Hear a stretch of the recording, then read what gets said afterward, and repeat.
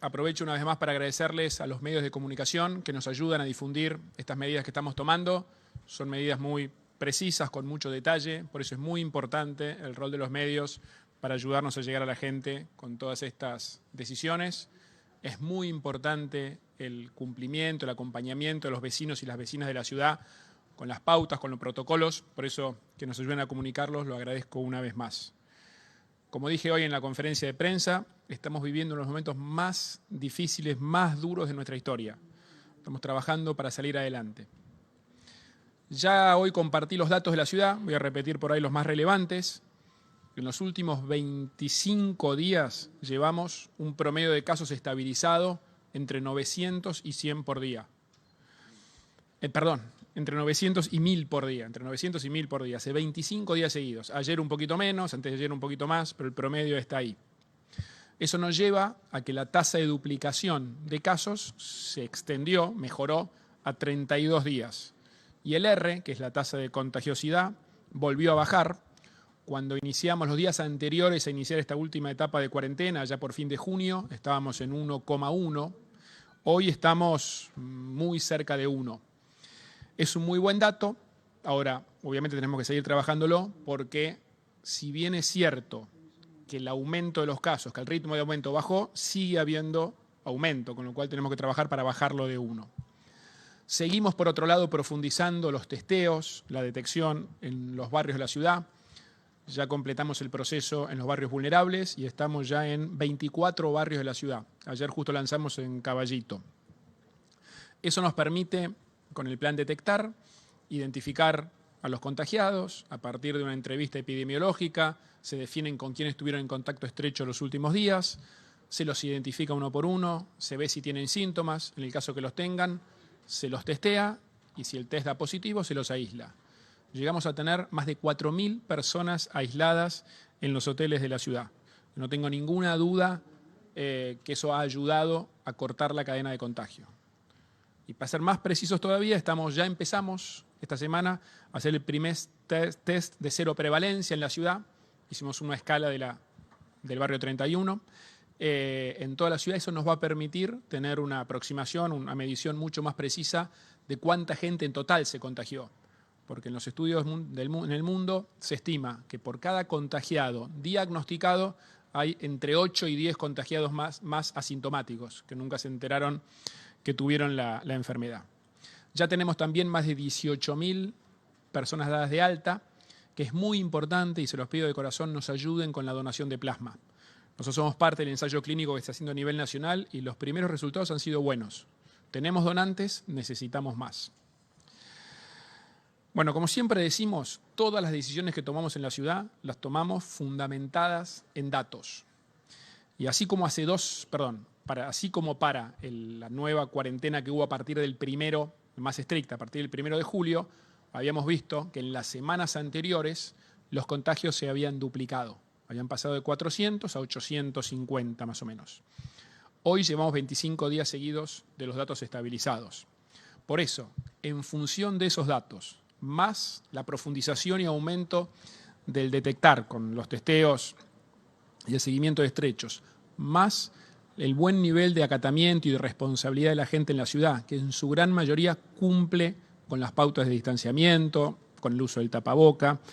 Eso nos permite avanzar un paso más hacia lo que hoy estamos lanzando, que es un plan integral de puesta en marcha de la ciudad, que lo construimos a partir de nuestro equipo y con consultas con especialistas de diferentes áreas. Este plan está regido tiene 4 dimensiones, que es el bienestar integral, la actividad económica, el transporte y la movilidad y la educación. Y está guiado por 5 principios. Primero, esto de la integralidad. Es un plan que contempla la salud, pero más allá del coronavirus, la salud en forma integral. Contempla también el bienestar emocional, la educación de los chicos, lo que es la actividad física.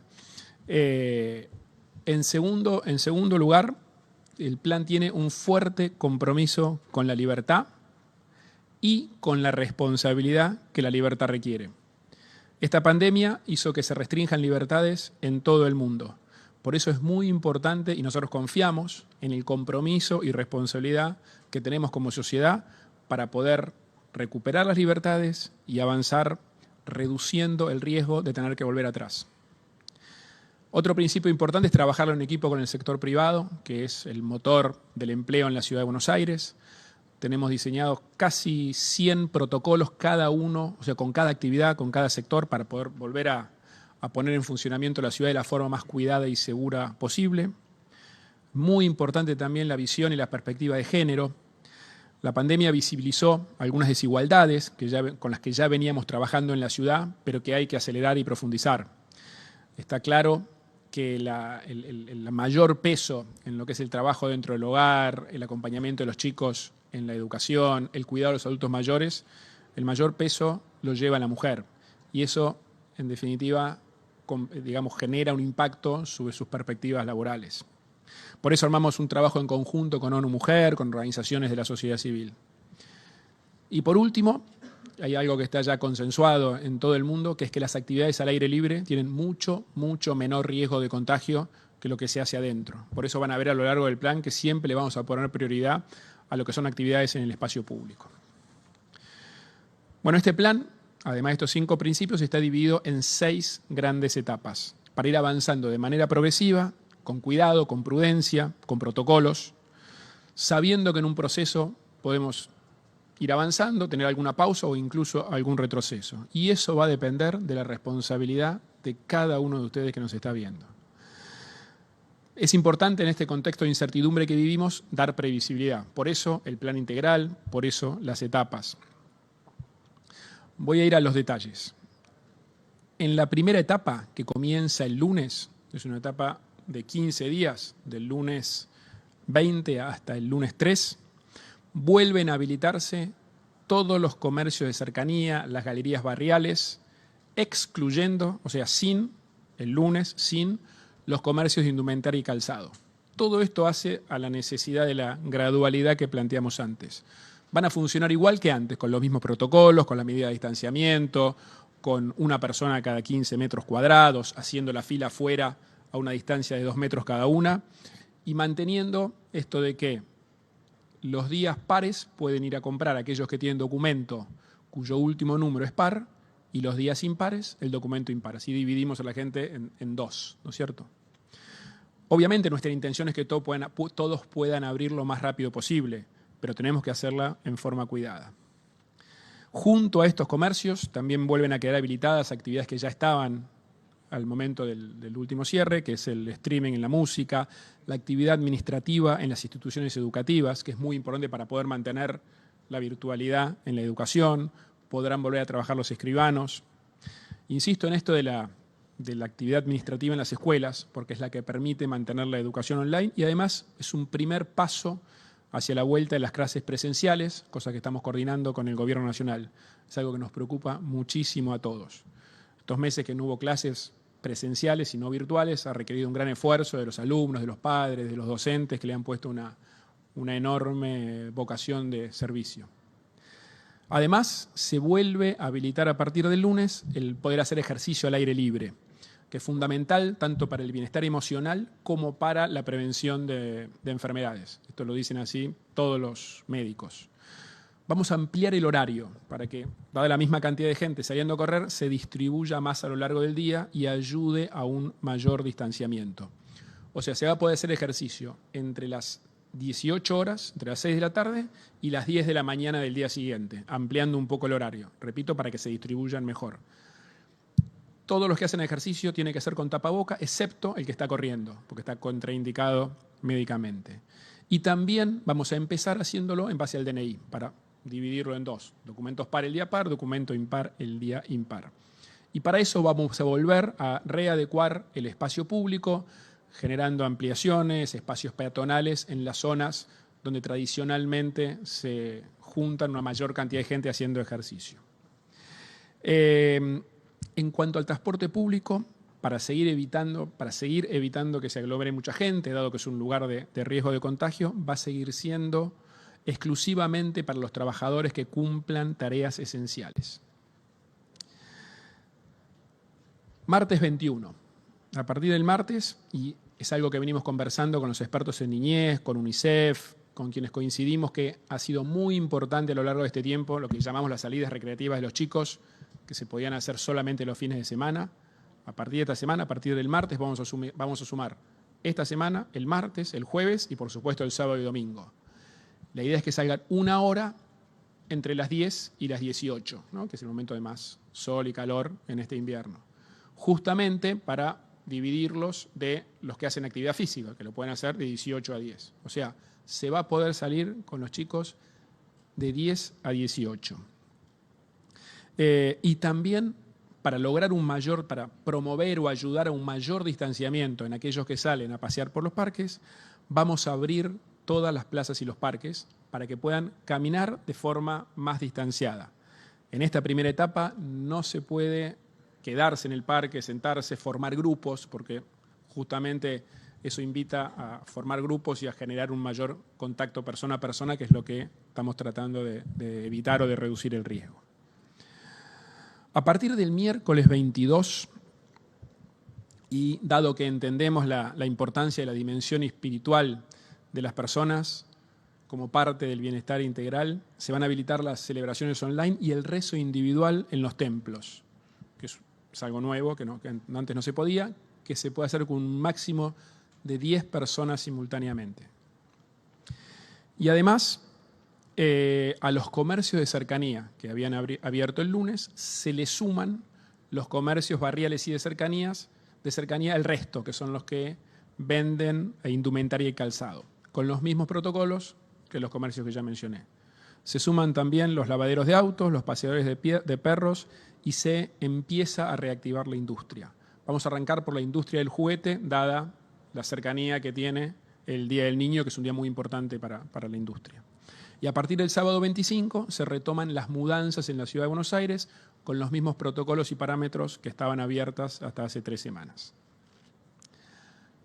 Desde el lunes 27, los chicos van a poder salir todos los días, con las mismas pautas que antes, de 10 a 18, manteniendo las distancias, pero de vuelta, en esto de la gradualidad, van a poder salir todos los días. Es muy importante para su bienestar emocional.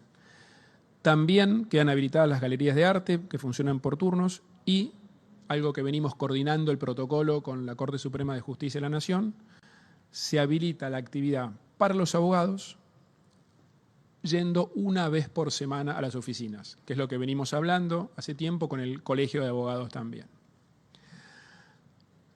A partir del miércoles 29, esto también realmente hace al bienestar integral de las personas, se vuelve a habilitar la actividad de los psicólogos, los psicopedagogos, los terapistas ocupacionales, los kinesiólogos que trabajan con trastornos del neurodesarrollo y los fonoaudiólogos.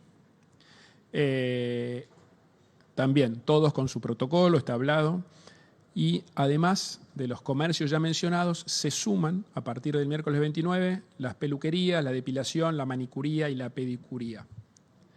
Ahí quiero agradecer mucho el esfuerzo de todo este sector, que sé que fue muy, muy difícil, que no habían podido abrir hasta ahora.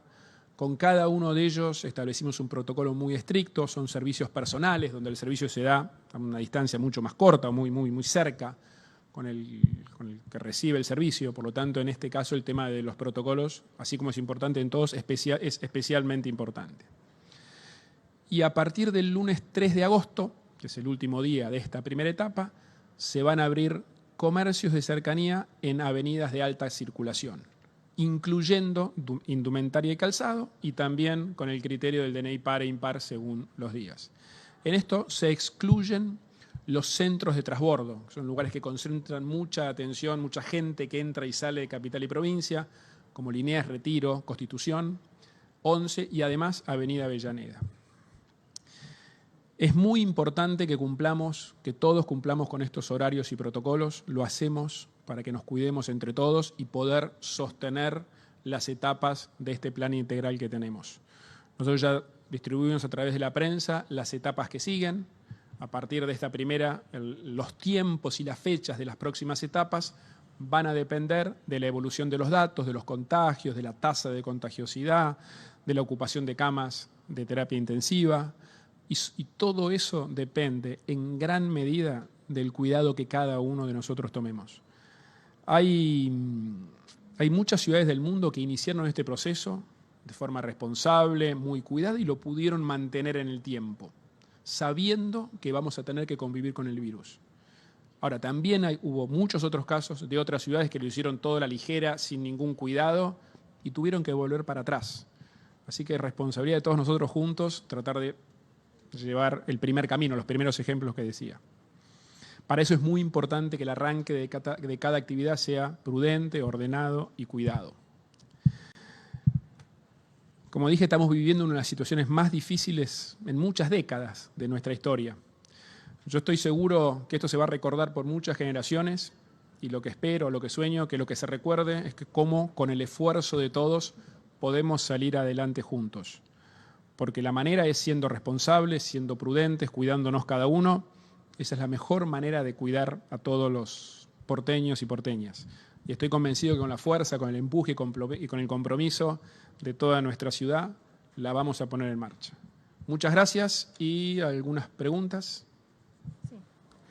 Hola, muchas gracias. Buenas tardes. Silvina Brandimarte, de Radio La Red. Horacio, quería preguntar por el tema económico. Sabemos que la legislatura ayer aprobó una serie de iniciativas, pero teniendo en cuenta lo que implica para muchas actividades que todavía no van a poder volver, ¿cuáles son esas medidas y a dónde se recurre para obtener la ayuda?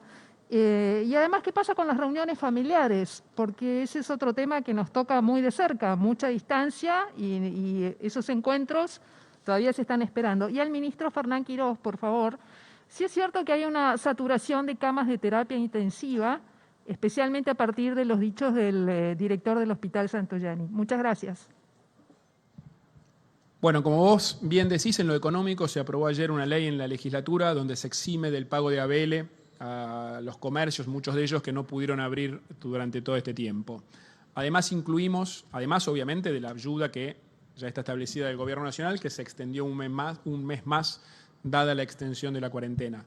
Además de eso, tenemos una línea de créditos subsidiada y muy favorable del Banco Ciudad. Todo eso se accede a través del Ministerio de Desarrollo Económico de la ciudad.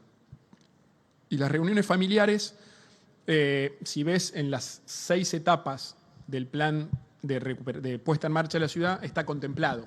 Está contemplado primero en el espacio público y más al final en lugares cerrados. Hay bastante consenso de los especialistas que justamente las reuniones familiares o no, reuniones de mucha gente, es uno de los principales focos de contagio, más aún si se hacen adentro. ¿Fernán? En cuanto a las camas de terapia, nosotros reportamos todos los días la ocupación y la capacidad. En el subsector público tenemos dedicado para la atención de pacientes COVID 400 camas de terapia intensiva, de las cuales tenemos al día de hoy ocupadas 280.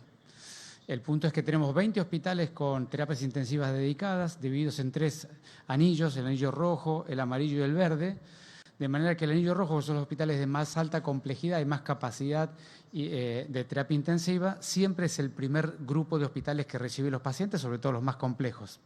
Entonces, en ese escenario de 20 hospitales con 20 terapias, naturalmente siempre los rojos tienen una tasa de ocupación más alta, los amarillos menos y los verdes menos, y nosotros lo que hacemos es distribuir los pacientes entre los diferentes hospitales de acuerdo a los requerimientos de cada día. Lo que pasó ayer en algún momento en particular, que uno de los hospitales tenía las camas ocupadas y por eso se rederivaron a otros hospitales, y al día de hoy ya tiene 8 camas libres para seguir operando normalmente. Eso es una cosa que ocurre permanentemente, no solo en esta pandemia, sino históricamente en los hospitales públicos de la ciudad, porque por eso tenemos una red pública de hospitales.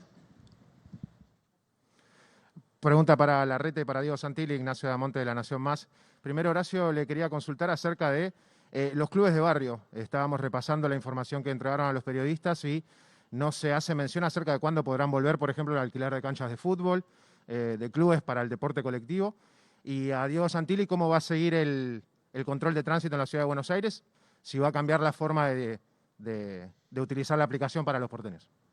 En el caso de los deportes, si vos te fijás en el plan, si no me equivoco, es en la segunda etapa del plan, se contemplan todos los llamados deportes individuales o deportes que no tienen contacto. Eso está contemplado para, si me corrige alguno, para la segunda etapa. Lo que son al aire libre e individuales, eso primero.